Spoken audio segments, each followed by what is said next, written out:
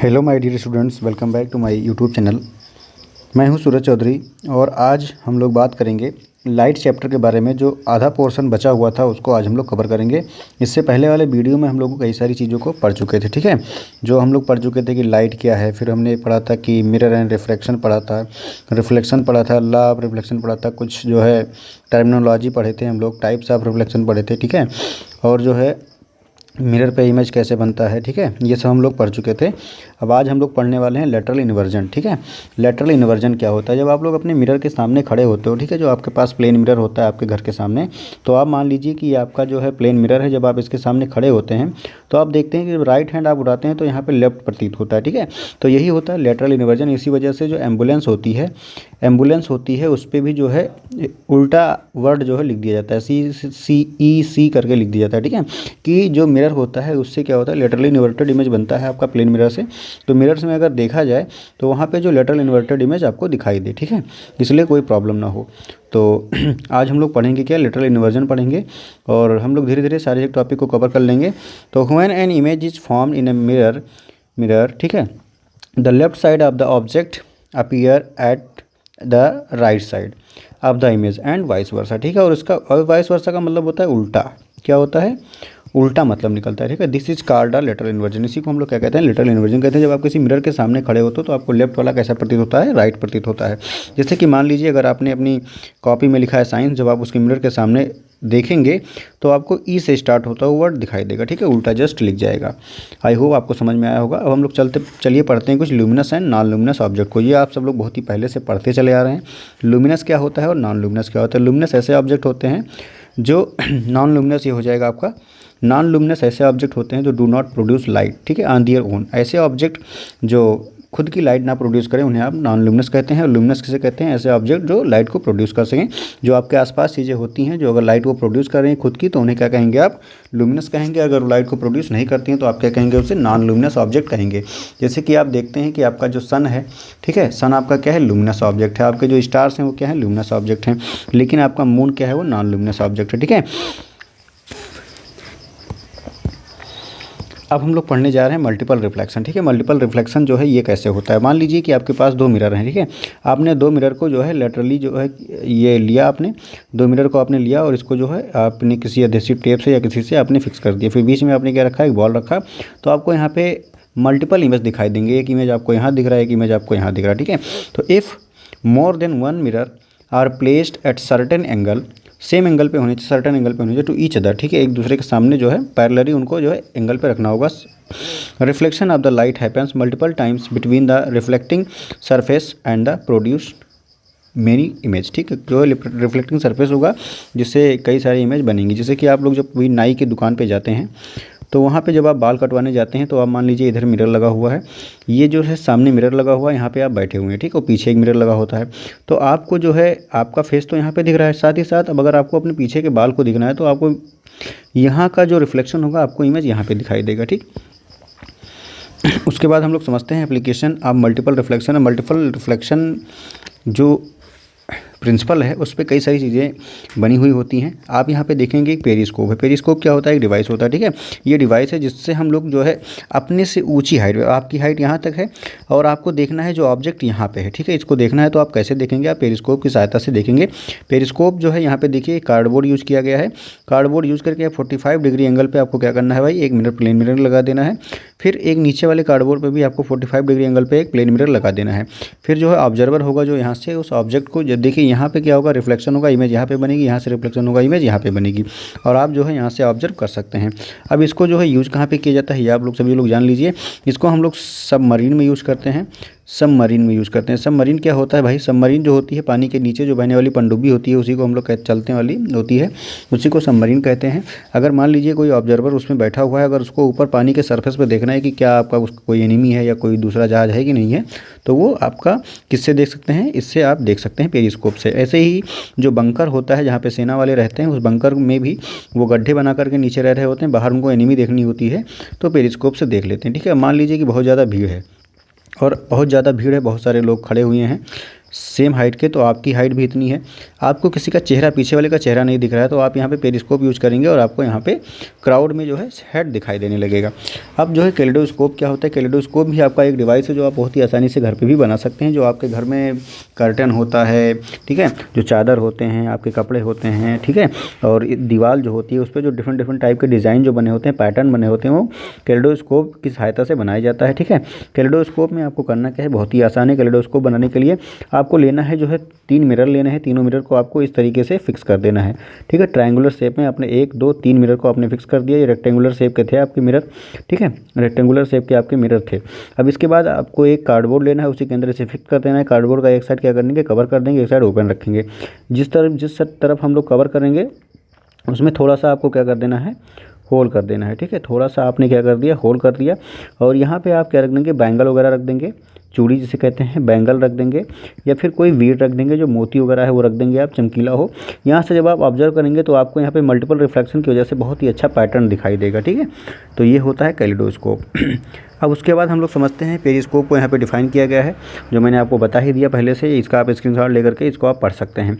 यहाँ पे कैलेडोस्कोप को भी डिफाइन किया गया है। देखिए यहाँ पे जो है कितने मिरर लगाए गए हैं, 1 2 3 मिरर लगाए गए हैं। ठीक है, मिरर्स यहाँ पे लगे हुए हैं, कार्डबोर्ड की ट्यूब है उसी के अंदर इसको फिक्स कर दिया है। एंड कैप है यहाँ पे, और यहाँ पे आई पाइप है। ठीक है, यहाँ से आप देख सकते हैं। ठीक, अब जो है आपको देखना है डिस्पर्सन ऑफ लाइट, जो बहुत ही अच्छा ये टॉपिक हो जाता है आपके लिए क्लास 8th में। डिस्पर्सन ऑफ लाइट क्या होता है, जब देखिए डिस्पर्सन ऑफ लाइट, मान लीजिए लाइट कोई है, आपकी जो सनलाइट होती है आपको कैसी दिखती है, बताओ, कमेंट करके बताओ। आपकी जो सनलाइट है आपको कैसी दिख रही है, वाइट कलर में दिख रही होती है। ठीक, सफ़ेद रंग में दिखाई देती है, लेकिन वो बेसिकली बनी किससे होती है, डिफरेंट कलर से मिलकर के बनी होती है। डिफरेंट कलर से मिलकर के बनी होती है आपकी सनलाइट। ठीक, तो देखिए यहाँ पर देखते हैं, जब sunlight is white in colour, how your this white light. ठीक है, the white light consist of 7 colours namely VIBGYOR. देखो विबग्योर यहाँ पे लिखा है, विबग्योर का जो मतलब है, देखिए VIB लिखना है आपको, GOUOR। ठीक है, विबग्योर हो गया, इसका मतलब हो जाएगा violet, indigo, blue, green, yellow, orange, red. Violet, indigo, blue, green, yellow, orange, red. ये जो आपकी सनलाइट होती है वो बेसिकली 7 रेज से मिलकर के बनी होती है। सबका नाम यहाँ पे लिखा हुआ है। This arrangement of 7 colours of A white light is called the spectrum.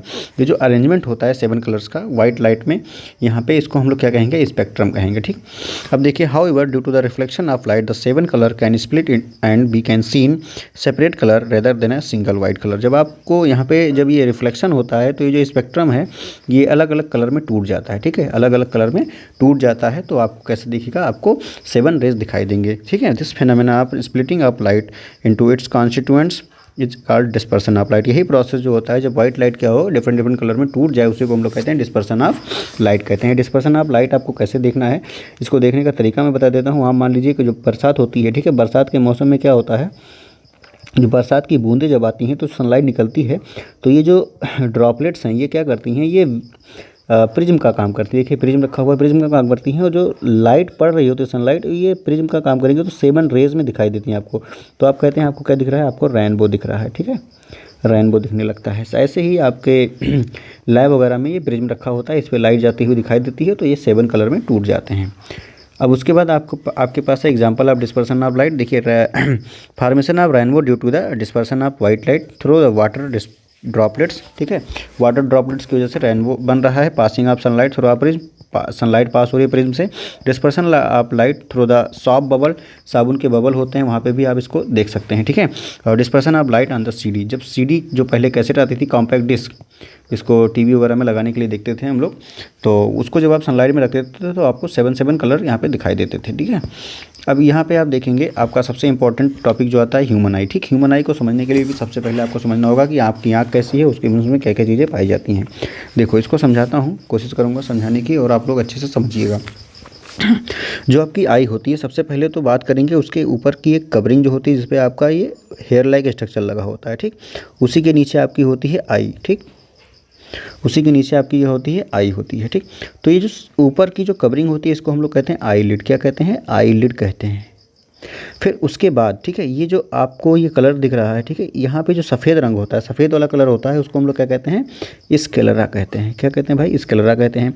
और इन सबको कवर करने के लिए ट्रांसपेरेंट कवरिंग होती है, उसको हम लोग कहते हैं कॉर्निया। क्या कहते हैं, कॉर्निया कहते हैं। फिर उसके बाद आपका आता है ये बड़ा वाला जो ब्लैक स्पॉट है, इसको हम लोग कहते हैं आइरिस। क्या कहते हैं, आइरिस कहते हैं। ठीक, फिर ये जो डॉट वाला ब्लैक पॉइंट होता है, इसको हम लोग क्या कहते हैं, प्यूपिल कहते हैं। ठीक, ये थे आपके कुछ पार्ट जो आपको आसानी से ऊपर से दिख जा रहे हैं आपकी आंख में। ठीक है, अब देखो यहाँ पे कॉर्निया क्या है, the transparent front part of the eye. जो ट्रांसपेरेंट पार्ट होता है सबसे ऊपर होता है, बल्जिंग होता है, ऊपर की ओर उभरा हुआ होता है, उसी को कहते हैं कॉर्निया।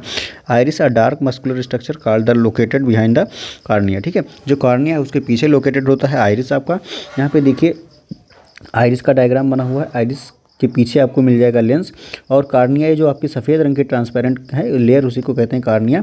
और सीलियरली मसल जो होती है यहाँ पे पीछे पाई जाती है। ठीक है, देखो तो it gives distinctive colour to the eye and also contract and amount of light, controls the amount of light entering into the eye. जो आइरिस होती है उसका फंक्शन क्या होता है, वो आपकी आँख में आज कितना लाइट जाएगा उसको कंट्रोल करने का काम करती है। ठीक है, जैसे कि मान लीजिए कि it reduce the size of pupil when there is exposure of bright light and increase the size of pupil when there is dim light. ठीक, तो ये क्या करेगी, जब ये अब यहाँ पे आपको समझना है कि आइरिस जो है, आइरिस आपका कॉन्ट्रैक्ट कर सकता है और रिलैक्स हो सकता है। ठीक, मतलब सिकुड़ सकता है और फैल सकता है। ठीक है, रिलैक्स हो जाएगा।